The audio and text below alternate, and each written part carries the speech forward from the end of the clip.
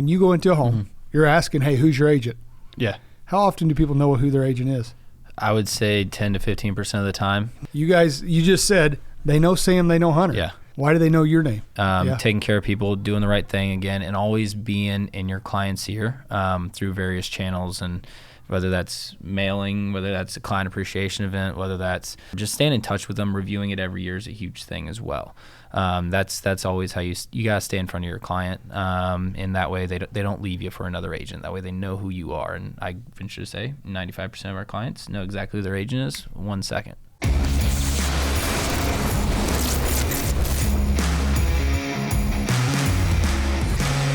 Ladies and gentlemen, welcome back to the Medicare Sales Playbook. I'm your host, Dallas Keithley, and there are times in this business where people are driving through town. They let me know they're driving through town, and I'm like, you guys got to get on the podcast. And that's what we have today. I hope you've been listening. I hope you've been enjoying. I hope you've been liking, subscribing, sharing, doing the stuff that all the cool kids do. But today, we've got a treat for you, somebody that I've known for a very long time and is absolutely tearing it up in the industry. Welcome to the show this week, Mr. Sam Pretz and Mr. Hunter Powell, Senior Benefits Groups. Appreciate you guys being on, man. Thanks for having us, Dallas. Absolutely.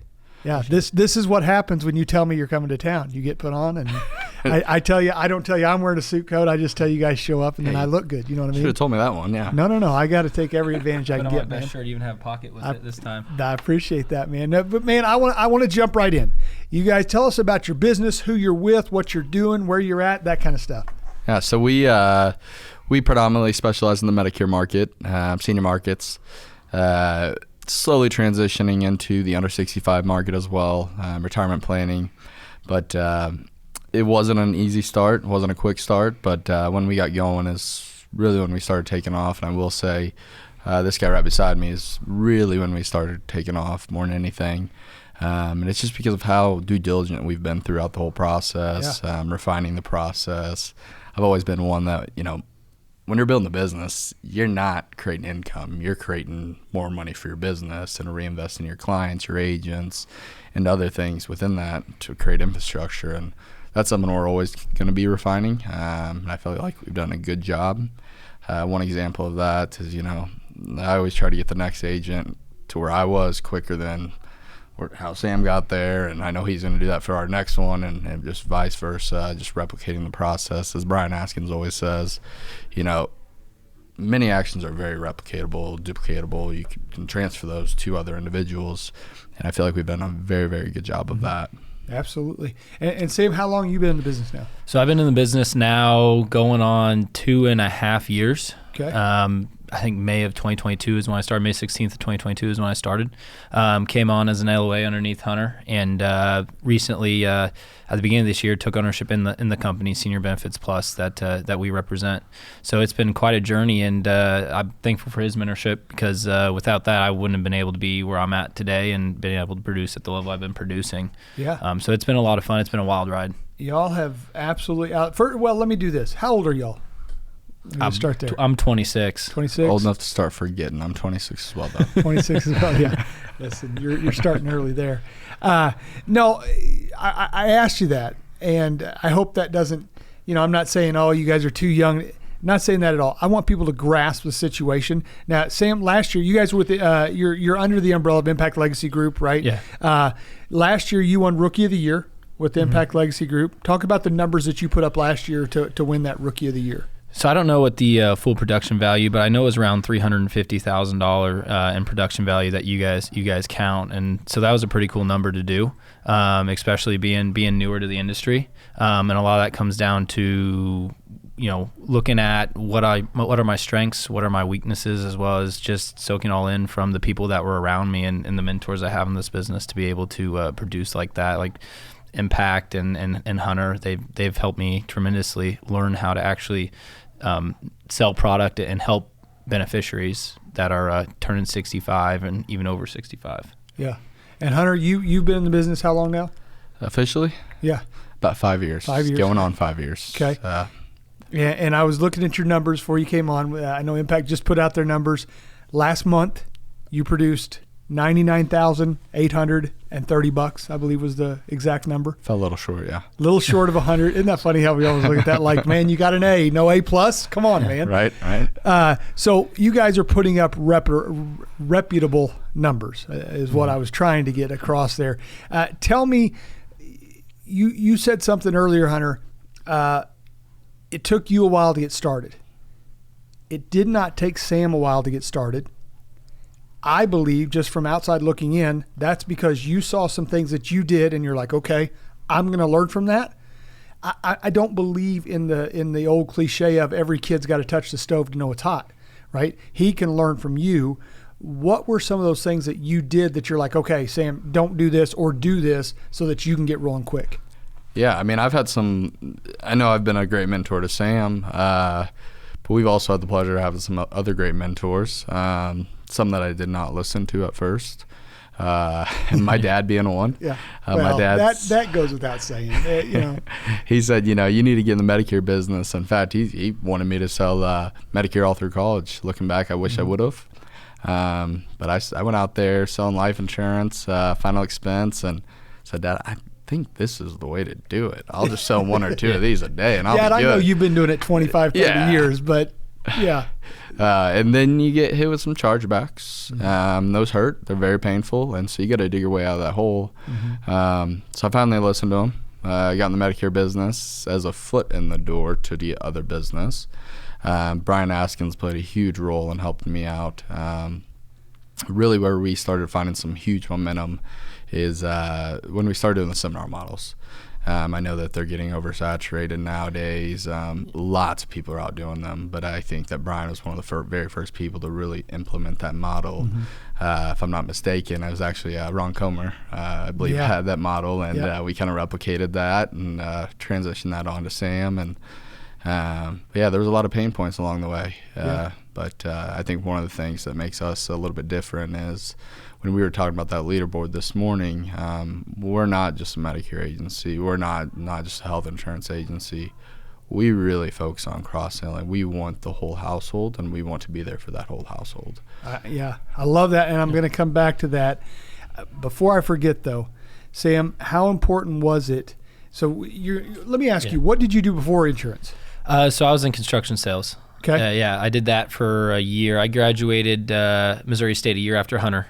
We were in the same, supposed to be in the same graduating class. I stayed an extra year to get my graduate degree. Then I jumped on at construction sales, and it just wasn't fulfilling really what I wanted, and I could see a dead end coming shortly. And first time Hunter asked me to join, I wasn't going to come on with him. I told him no the first time. And then he asked me a couple more times. And finally, I always like to joke, he drugged me in kicking and screaming. He finally drugged me in back in 2022. So, I was doing construction sales, and it was a good company. It just wasn't for me at the end of the day. And so I wanted something a little bit more. And so I'm glad insurance was right there for me. Yeah. So now that you get in, you caught off, like I said, Rookie of the Year. What was it? How important was it? And what was it that you saw right away, like you had a model that you could get plugged into, and basically, here's what you do, go? Yeah, no, it really is, and Hunter can attest to this, doing the right thing for the client at all times, and finding a need and also pursuing that need. So people, they need insurance, right? They need health insurance. They need, if they're over 65, they need to have Medicare. Well, how do we, one, make sure they go with us, and then two, find other needs that we can sort of help them with, like whether that be life insurance, whether that be a retirement planning, whether that be hospital indemnity plans, now home health care plans, because people need insurance. And so I think if you're honest and you can deliver that to them, then you're going to have success. And that's really what I did all, my last couple of years, and that's how I won Rookie of the Year, is being honest with people and just saying, hey, listen, you have a need. I can help fill that need with this product right here. Okay, I love that. I want to do a couple things, because you guys, I think there's people watching and be like, well, yeah, you can sell, multiple things, stuff, but I'm not getting in front of multiple people. You talked a little bit about the seminar. Let's start there. So step one of selling, you can know every product, you can know every need, you can have the perfect pitch, but if you're not sitting in front of anybody, I have agents tell me all the time, I can sell ice to Eskimos. Well, if you don't have any Eskimos, doesn't matter, right? You're not moving any ice. Exactly. So tell me, let's start there, because there's people sitting there going, okay, how are you getting in front of people to sell $350,000 or $100,000 a month, or just shy of $100,000 a month, right? How are you getting in front of people? Well, I think, and this is one thing we emphasize to all of our agents is, and you can attest to this, the seminar model in general, you can't do that alone. Right. There's a huge turnaround time and some of the ability to write some of those individuals. Now, when you say you can't do it alone, you're not talking about by yourself. You're talking about that can't be your only source of prospecting. You can never rely on one stream until you have enough clientele to where your voicemail's overloaded with referrals. Because if you try to do just direct mail or just seminar leads or just knocking on doors for med subs, right? If you're doing one of those things, you're gonna dry up. You're gonna get discouraged. But activity is everything, and I think that's where a lot of people fail. While yes, we are always trying to find that next edge on a little bit more information, a little bit more hook, as I like to call it. We got to have the people in front of us to show what we know. Right, and you came in as an LOA. Because a lot of people are sitting here saying, okay, yeah, sure, I'll do a seminar, but that's going to cost me $5,000 right out the gate. Yeah. When you're 23, 24, $5,000 sometimes might as well be $500,000. Yeah, it's a good chunk of change. So is that why you came in the LOA and had people help you provide some of the leads and get started, but then got out on your own? Is that kind of how it worked? No, absolutely. I mean, LOAs in this industry, a lot of people are like scared to go the LOA model or the LOA route. Well, I don't understand why they are, because it gives you support. It gives you mentorship. That way you're not just on an island. I see too many independents that we bring on underneath us, or that just start in this business. They're on an island. They don't have any direction. They have no way to find that direction. You know, there's something out there, or something to be said. You can know all the product knowledge. You can know everything about every single product in the world, but if you can't get in front of people, it's just in your head. You're not telling it to anybody. You're not making sales. You're not helping anybody out. And that's where a lot of people, they get so focused on the product knowledge, especially people that are jumping the independent route to, have an edge to beat that other agent, that they're missing the biggest part in getting in front of people. Right. And so being an LOA, it sort of gives you a safety net to, fall back on, the mentorship, the leads, everything like that, so you can really hone your craft and figure out, hey, here's how I sell insurance, here's how I meet people, here's how I prospect, here's how I, position different plans, here's how I, ask these questions to find other needs for the client. Right. And I think I understand sometimes the fear of being in an LOA model. Yeah. I think the key to an LOA model is, one, trust, because you are putting everything under somebody else, right?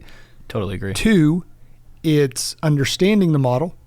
Look, I get it. I am not going to own my own business. Like when I get started, it's his business, it's whatever. But then 3, having an out, having a plan that I'm going to be an LOA up till here or whatever, or if I want to be an LOA forever, whatever. But I think people get in, they get really excited, and then they realize, oh, wait a second, I didn't know what I was getting into. So, and I think you did a good job of laying that out for Sam, saying, look, this is an LOA. Here's the upside. Here's the downside. Here's why you should do it up till now. Right? Right. No, absolutely. And just to kind of clear things up, Sam and I, we are both LOAs at this point, right? Yeah. And I agree wholeheartedly with what Sam's saying. We have individuals that work underneath us as independents, I guess both ways. We have individuals that used to own agencies and are LOAs for us, because they say, hey, I've been there, I've done that, I don't want all that responsibility. I just want to go out there and sell. And I will say, there's days I wake up and there's late nights at the office where I say, hey, I wish I had that same thing for me. Because at the end of the day, there's a lot that comes with being an independent agent and agency, versus just going out there helping folks and going home at 6 o'clock and enjoying the rest of your day. Yeah, so. You can't. Yeah, I've heard of people that do that. No, so we talked about, one, have multiple streams when it comes to prospecting. Get in front of enough people. Okay, but now you get in front of people, and the thing that both of you have mentioned 2 or 3 times is you've got to be cross-selling. Talk about your cross-selling system. How are you making sure everybody knows everything that you do? Yeah. So that's stuff we're building out. Brian Askins was so kind to provide us with this list that he's been using. We've made some slight edits to it. It shows, hey, here's everything that we offer. But with that being said, we are still building out processes. Something that we've been implementing in the last 2 months is we believe in a 4 to 5 sit sale before we're done meeting with that client until AP. Of course, questions are going to arise, but I want my agent seeing them 4 or 5 times. Number 1, to fill out any government paperwork that needs to be filled out. Number 2, to sell the core product. Then we need to have an enforced meeting on how we can bundle this up nicely. And then after that, we need to address the big elephant in the room. That's what happens to you when the inevitable happens. Yeah. So that's really where we've been able to find a lot of area for value on the client's end and ultimately generate revenue for our company. That's a lot different than selling an FE plan. It is, yeah. Yeah, that's one reason I didn't want to get into Medicare, because I had trained myself to be the one sit sell. I go in, I make $2,000, I walk out, next. Sounds right? nice. Yeah, it sounds nice. But with that, then you have chargebacks. Then you're losing it because you've also trained your agent. The next person or your client, the next person that walks in, they could have the next best thing. Sam, how hard is it to train yourself as an agent to be, because that takes patience. That takes a lot of patience, right? How hard is it? How have you trained yourself to sell in that way? Well, I've always been a very patient person. I've always been told I'm very patient. I don't know why. I just was blessed with that temperament. And so I'm willing to. Can you teach that? Because if my wife's listening, she's going to call you. Well, I wish we could teach you, but I think it's somewhat, you're born with that sometimes, that patience, and willing just to know, hey, I have a whole journey of where I want to take this client or this customer. Let's get on that journey and take it with them. Because if you're able to ask the right questions and if you're able to sort of hit the right pain points, then they're going to be interested in continuing on that journey with you, whether it's through the core Medicare product, whether it's through the indemnity plans, whether it's through the FEX plans to cover their family when they pass away, whether it's the annuity retirement planning to protect their retirement that they work so hard for. Yeah, there's a whole journey to it, and you just got to know how to ask those questions. And that really does come with time. That comes with, making mistakes and asking the wrong question or saying the wrong thing. That way you learn not to say that thing again. And then you can sort of adjust and move on from that and figure out, hey, I asked it this way this time, it didn't work. Let me try to ask it this way to see if it works like that. And so really, it is a patient journey. But if you're willing to actually put yourself out there and ask those questions, well, then you'll figure out a lot quicker than if you're just sitting back and keeping those questions in your head. Being a student of even your craft, how hard is it though to get? Because a lot of people, they come in, they sell one thing, and they become very good at it, which is great. I'm sure a lot of our people out there are like, wait a second, you've mentioned life insurance, you've mentioned retirement, you've mentioned home health care, you've mentioned all this stuff. When a new agent comes in, how do you keep them from becoming overwhelmed with, holy cow, I've got to know all that? Truthfully, we send them out not selling a core product. We send them out showing them how to utilize a ancillary product on their existing plan. So what do you mean? Break that down a little bit for me. Just like a lot of the home health cares out there, prescription reimbursements that are attached to it. And we show them how we can add value, how we can almost, I don't like saying the word free in insurance, right? Nothing's free. There's some work that's involved. But we show them how we can provide value without going after the main business. And I've always told every single one of my agents, if you come up to a prospect and they know the name of their agent, that's not a client you need to touch. Right. They have a good agent. That's just kind of, I think, the integrity part of our business. That's what I would want someone to do to me. We always kind of say that's not business to be touched. Now, that doesn't mean that you can't come alongside what that current agent's doing and still provide some additional value, though. Right. So that being said, how often when you go into a home, you're asking, hey, who's your agent? Yeah. How often do people know who their agent is? I would say 10 to 15% of the time. Isn't that crazy? Yeah, no. That's a high number if you'd ask me. I mean, Unless that's you're saying Hunter, Sam. Yeah. But no, there are a couple big agencies where we work that are pretty well known, and they have a pretty good market cap, us being one of them now. And so if they've been with them for years, they typically know who they are. But it's very rare. How do you fix it? You guys, you just said they know Sam, they know Hunter. Yeah. How? Why? Why do they know your name? I'm just taking care of people. That's the big thing. Yeah. Taking care of people, doing the right thing again, and always being in your client's ear through various channels, and whether that's mailing, whether that's a client appreciation event, whether that's constantly telling them, hey, I do this through various mailings, or just staying in touch with them. Reviewing it every year is a huge thing as well. That's always how you gotta stay in front of your client. In that way, they don't leave you for another agent. That way, they know who you are. And I venture to say, 95% of our clients know exactly who their agent is 1 second. That's awesome. Yeah. I think the only people that don't is the clients think both Sam and I are both their agents specifically. Yeah. So that does happen occasionally. Yeah. So, okay. So to get back to our point, you got a new agent. You're telling them, listen, go out, and here is the Heartland National Home Health Care Plan. Plug. Plug. Brandon, you better listen, buddy. Here's that plan. Here's how you could go out and get in the home. Yes. Right? So they get in the home, they place that business. Now what? I feel like after that place, that business, if there isn't an existing agent in there, hey, would you mind if I came back, took a couple notes from you, came back and just had a second set of eyes? I don't know that I can do anything right now. I truthfully don't, but I know there is going to be a time that I can help. And we've played the long game in regarding that. To where I know this enrollment season, we've got just lines of people that are ready to be helped. I mean, if you move with the market, and that's where I talk about that little bit of edge, if you move with the market correctly, you're going to have plenty of people to write. It just might not be at that very moment. It's the patience. It's building that pipeline up. Yes. Yeah. So how, Sam, as we record this, when it releases, it'll probably be during the middle of AEP, but as we record this, we're preparing for AEP. What are some things that you are doing to make sure you have a successful AEP? Well, big thing is, one, being the first in front of your client to review their plan. That's the biggest thing. We start that pretty early. We also throw a client appreciation event. I'll let Hunter touch on that here in a minute. But that's just, again, being first in the door. When someone's turned 65, who's normally the agent that wins? The first one that's in the door, because they set them up, and then they talk to other people, and they're like, well, that first guy told me this, especially if you're bringing the correct information. Yeah. That first guy told me this. That second guy told me this, and that third person told me this.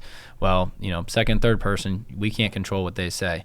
They may say the right thing, they may say the wrong thing, but we know we're going to say the right thing. And again, first in the door, whether that's a current client or a prospect that's turned 65, that's typically how you win. And also constantly staying in their ear through various mailings, through various campaigns that you do, because you should constantly be talking to your own book as well as talking to prospects as well.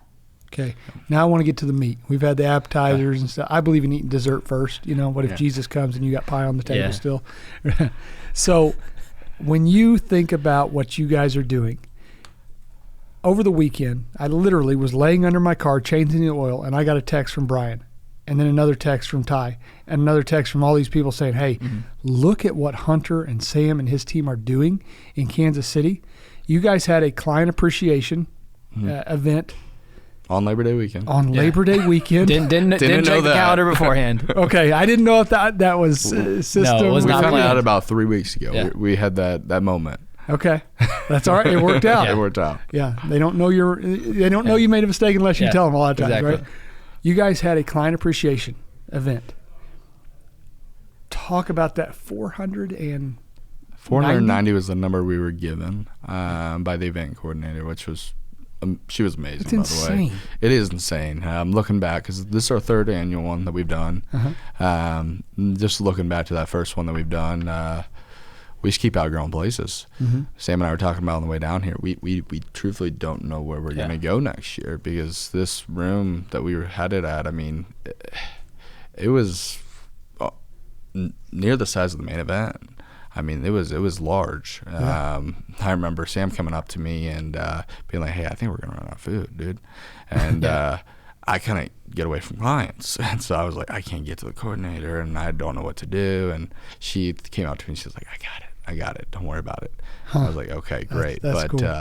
The whole, we've kind of trialed and errored some different things there, referral cards, group scheduling. And I think. Let me back up first. So what is it? Your client appreciation dinner. You're just inviting all of your current clients to a dinner. How are you getting there? Let's start there. How are we getting them there? Yep. How are you getting your clients to the dinner? Yeah. So that's been a journey because last year was a very difficult time to get everybody there. Mm-hmm. The reason being is we did not send out enough marketing on it. We only sent out, I believe, one piece. Yeah, 1 or 2 pieces of mail. That's it, I think. Responses weren't there. Sam and I were dialing. Hey, we need you to show up. We need help from you guys, or else we're gonna have an empty room. And this year was quite the opposite. And the reason it was the opposite is we made sure that they've got 3 pieces of mail from us. We had a letter of explaining why they were receiving 3 pieces of mail. At the same time, we also sent out a letter saying, hey, what's changed over the last year so we can adequately review you. We make it to where if they don't reach that mail, we know that another agent's not going to touch them, first of all. Right. But also just building that relationship. They see my name come across the mailbox. They see Sam's name come across the mailbox. I would venture to say vice versa to each other's clients. They're going to open our mail. Yeah. We put it to where if they're not there, they haven't responded to us, we probably had 200-300 people just say, hey, we can't make it this year. And I appreciated that, but quite frankly, it was almost overwhelming, the people that just said, hey, we can't make it. And that's huge because you're seeing a lot of people would say, yeah, I'll be there, but to take the time to say, I won't be there. Exactly. But by the way, I need to meet with you guys, right? Or I need to review my plan. So don't forget about me, right? Mm-hmm. You've trained them correctly. Like, this is important. So you're inviting them to a meal. The purpose of it is to basically get in front of them, prepare them. Here's what's coming in AEP, right? I imagine there's some cost to this, right? Yeah. Yeah. Is it worth it? Dumb question. You wouldn't be doing it if it wasn't worth it. But talk about why. Why are you willing to put up that much money to protect it? Should we give them the gross number? Yeah. Okay. 2022. Gross being the key word. 2022 spent about $12,000 on this event. We had about 180 there, I believe. Then we went across the street. They had a bigger event center. I think we spent closer to 15, and this year we spent about $30,000 on the event. $30,000. Yeah. Now we did have a couple sponsors that helped us out along the way. Like carrier sponsors, stuff like that? Carrier sponsors. And some of them, they didn't even necessarily need to pitch in money, but they were there to help. Mm-hmm. We had some people there that were extremely helpful, not doing what we asked them to do in a good way. They went above and beyond. Nice. Yeah. And I'll shout out Brandon Reed at Heartland again for that one. Yeah. He's top notch. Yeah. We spent a lot of money on it, and it's really, we don't talk about Medicare. We don't talk about what's going on that much. I mean, we maybe spend 5 minutes on that. The rest of the time we're just spending talking about, hey, here's what's been going on in our lives. Here's hopefully the difference we're making in your lives and how you've changed my life. So you're talking about your family. You're showing pictures of, what's going on and so. I brought my mom and dad on the stage this year. I brought my wife and my son on the stage, and I was holding the tears back, but it was one of the coolest moments of my life. That's very cool. Man, yeah. What's it feel like to stand up there? Because you are literally singing your business. Mm-hmm. Like all the money. You told me this morning, Dallas, for the first good couple months, long time, we didn't take a distribution from our business. We put everything back. At times, you had to question that. Mm-hmm.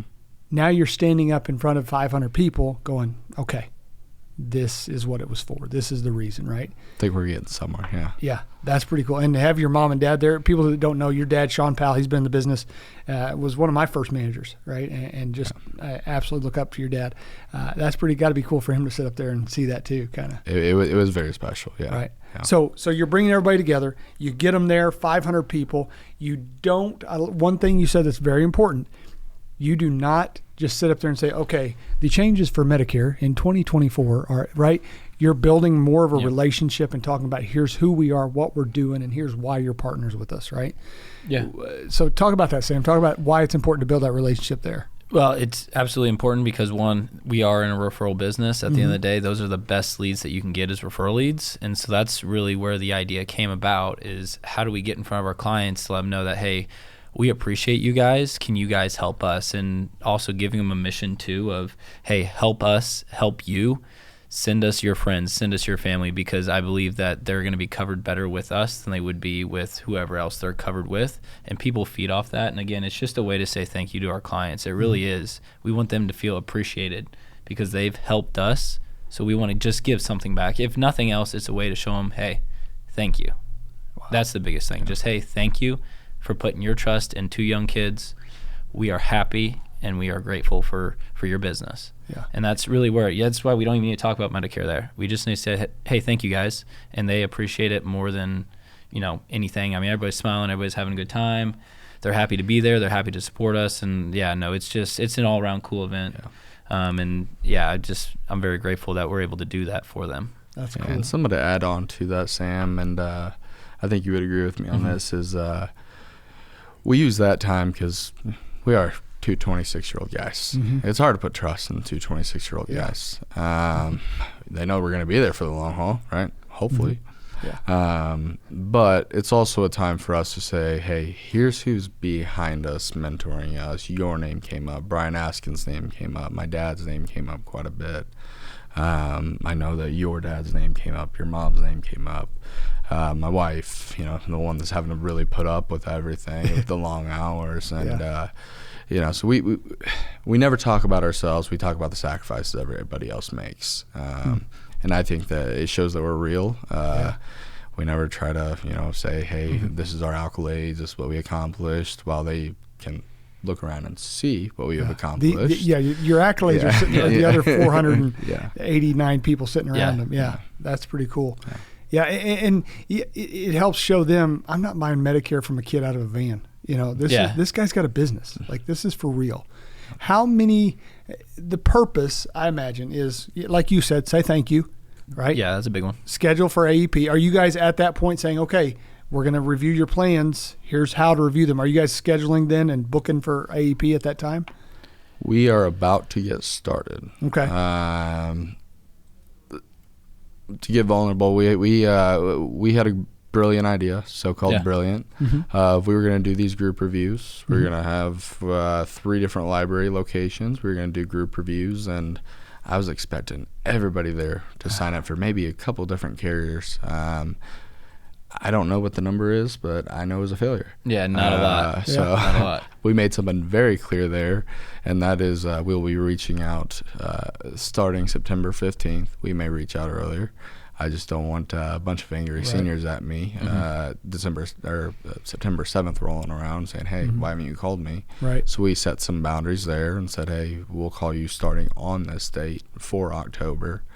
I've got a little one coming on the way, September 24th. You didn't plan that out either, man. Come on. No, that one was not a planned AEP. one. And it's funny because my son, he's a December 7th baby. So that was a crazy one. Yeah. So I remember texting saying, hey, I need you to do this. Yeah, just hold on for just a little. December 7th is coming.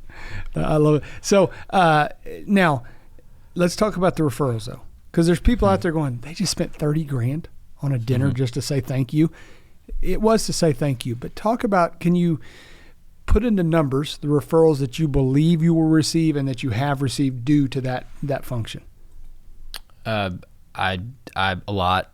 I don't know. A lot is the official number. I mean, I've gotten 3 today already, and I got 4 right at the event there of people, hey, I think you need to talk to this person. So, I mean, there's 7. So I don't know. That's 7 in a day, basically. I don't know how many will come in.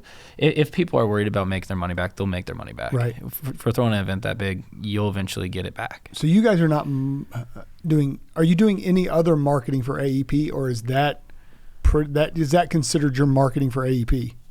I mean, for our LOAs, yeah, that's pretty much they're doing their marketing. We're taking care of that for them. But for us, that's probably it. Yeah. That's probably all we'll need. I think that's going to keep you busy. Sam, he actually has one scheduled, already paid for, scheduled. And I said, I think you're going to probably have to give that to someone because I don't think you're going to seminar. Able to do that. Because to answer your question, though, I have, aside from Sam's brilliant ideas that he has every once in a while, all the time, but I haven't spent a single dollar on marketing outside of, just getting mailers out saying, hey, we appreciate you, happy birthday. Right. I have not spent a single dollar on marketing this year.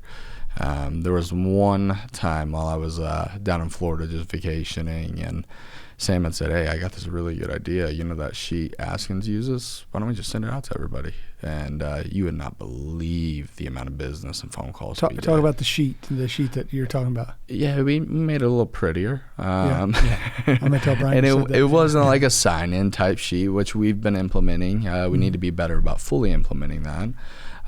But it was just, hey, don't forget, we do life insurance. We started incorporating retirement solutions, home health care.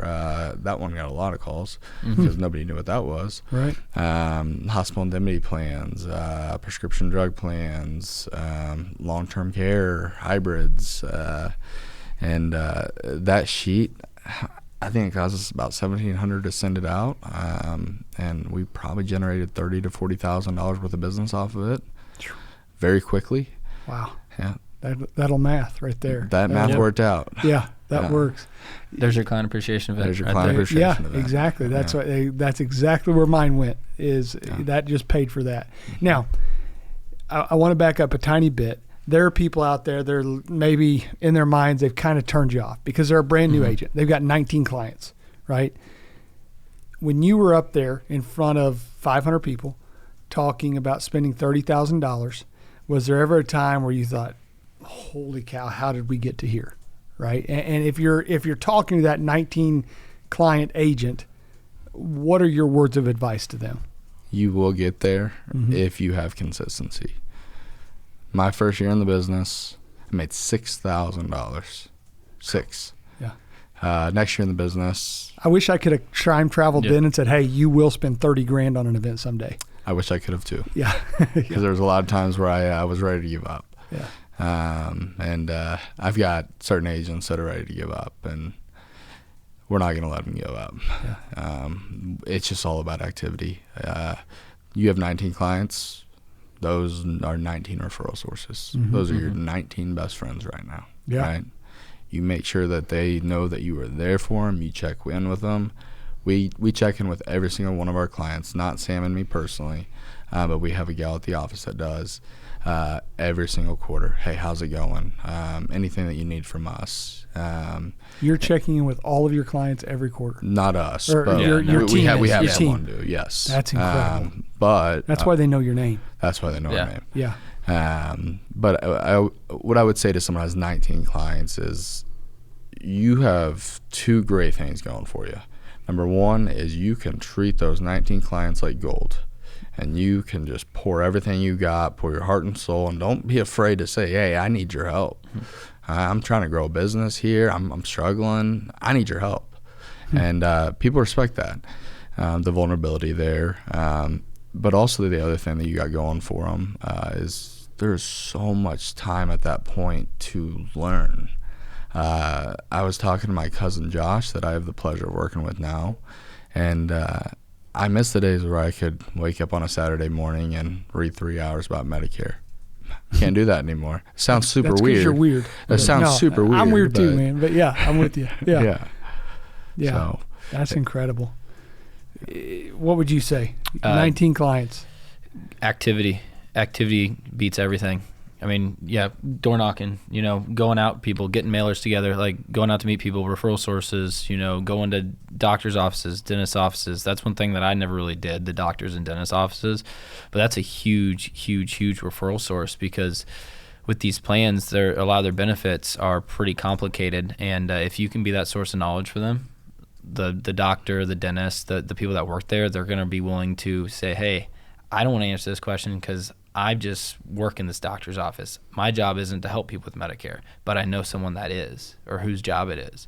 Those are huge. Like just constant activity and constantly be doing something, because the people, again, that put everything into one client, I've seen a lot of new agents do this. You have 19 clients and you have, 2 people that you're going to write next month for sure. You can't pour all your energy into those 2 people because if one of them goes somewhere else and the other one you write, well, then you're batting 50%. And also you just lost 50% of the income you thought you were going to get. Right. That's pretty defeating. So you need to constantly be putting yourself in front of people, getting over the fear of saying, hey, I don't want to put myself out there because they may tell me no. Well, if they tell you no, you can go on to the next. Next. Yep. Yeah. How much, speaking of activity, like I want to get it down to numbers, like, because saying get active, I love that you just gave an example. Here's something you could do. As a new agent, whether it be knocking doors, getting in front of doctors, whatever, if somebody came to you today and said, Hunter, how many people do I need to present to a month or a week or whatever in order to be successful? What would that number be? We were talking about this the other day, actually. I failed hard. And I think every agent, I failed twice. Yeah. That's the biggest thing. You got to fall and you got to fail. And that's how you learn. And that's where the experience delivery comes in. Yes, I personally had the pleasure of talking about Medicare at the dinner table. That's not a pleasure to most people, but I had that pleasure. But I knocked on 3,000 doors between 2020 and 2021. I got 10 sales out of it. 3,000 doors. Talk about defeating. Yeah. And so. Well, and sorry to interrupt, but I love that you failed. And I mean that in the kindest way possible, because people looking from the outside in now would be like, well, yeah, Hunter succeeded. His dad's your dad was the guy that Brian went to when he had a question about insurance, right? I remember the days. Your dad is one of the most product knowledge, intelligent people I've ever met in my life. Of course, Hunter succeeded, right? But, it took some work. It took a lot of work. Yeah. And to add to your point, which you just said, there's so much to learn in this industry that the basics we sometimes forget. We always have to have those people that we can call. I know Sam calls me, and sometimes I'm like, "You're really asking me this?" And then and vice versa. Same with my dad. He'll call me, and then I'll be like, "Hey, remember this?" And he's like, "Oh, duh," and vice versa. And then you have to have those people. Not only because it's good for the client, but it makes doing business fun as well. But that is one thing, though, that we have been hitting hard to our agents is we need you to fail quickly as possible. We've got an agent right now that he is running appointments right as we speak, and I don't know how they're going, and he's probably going to fail at it, but he is ready to fail. I love that. Yeah. I talked to an agent recently. She had purchased 100 leads, right? And I kept calling her saying, hey, how are the leads going? How are the leads going? How are the leads going? And she would say, you know what? I called 3 of them today. I got 1 no and 2 maybes. I'm like, well, those 2 maybes are no's. Go ahead and count that. And finally, I'm like sitting there and I was talking to my wife. I said, why is she not calling these? There's 100 leads there. Well, I finally called her and I said, hey, why are you not calling 100? And she said, because honestly, Dallas, I just spent my last $500 on those leads. Yeah. And if this fails, I don't know what I'm going to do. So I told her, I said, okay, I will replace the 500 if you call them all and you fail. So go fail. Great. Go fail big. You've got permission to fail. Go do it. And she, of course, she's like, I almost wanted to fail because then I could say, okay, you owe me $500. But she's like, yeah, I made a lot of money. I bet you did, yeah. Yeah, so it is funny how you got to give yourself that permission to go out there and get a no, Yeah. That's awesome. It's like the old saying goes, more no's gets to the yes, right? Yep. And I think the one thing I admire about having Sam as a business partner is my, again, most proud moment in this industry is whenever Sam won Rookie of the Year. It wasn't anything about me. It was just I got him there quick. Yeah. And I've noticed, and I haven't even verbalized this to him, but I've noticed he's taken it upon himself to get a certain individual there quicker than he got there. Yeah. It's almost like that's turned into his job. I didn't ask him to do that, but I can tell that's what he's going for. Yeah. How cool would it be to see them Rookie of the Year? It'd be pretty cool. Yeah. It'd be pretty freaking cool. absolutely. And he'll do it. I mean, he's got the experience and the Who is it? wherewithal. Let's put it out there, man. Stephen Lowesley, you're winning Rookie of the Year. Stephen Lowesley. Yeah. All right. Well, let's watch it. Low C. He's got that southern twang though. Yeah. So Okay. Low C. Yeah. Lowesley. Okay. I like it. He's Stephen? from right here. Then he traded and went up to Kansas City. Well, I'm So, kind of rooting against him now, but no, I'm just kidding. That's great. Okay, I want to finish with this, guys. Your business 5 years in, 500 people. What's the goal? How do you? Because you got to imagine you got to move the goal now. You probably got where you are is probably higher than you thought you would be. So what's next? How do you move the goalpost, and what's in 5 years or whatever? I think first of all, we need to not do it on Labor Day weekend. Yeah. I don't know, man. I It can't worked. believe we missed that one. And one thing I do want to kind of clear up is the 500 people that showed up, I don't know how many of them were clients. I think most of them were guests of clients, which is even better, right? Yeah.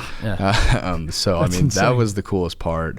But speaking to your question, we're still figuring that out. We don't know where to go besides Arrowhead, Sprint, one of those. Arrowhead. I That's said awesome. the new KC Current Stadium, Sam, do they have a roof? Yeah. Because might need to do something like that. Early September is beautiful. Yeah. We'll be all right. Yeah. Right. I like it. Yeah. Just don't do it that day in September. Yeah, But no, that's cool. that day in the end of August, first part of September. No more Labor Day weekend. I like that. Okay, so what are your goals for AEP? What are you guys looking at? I know you're a big systems guy, big process guy. Have you mapped out? Here's what it will create a successful AEP, and then what's that number for y'all, for your team? I'll let you answer that one, Sam, first. I mean, I think we should be able to gain at least 1,000 clients, 1,000 apps. I think should be doable this year for AEP. To give an idea, how many agents are with you guys? Senior benefits.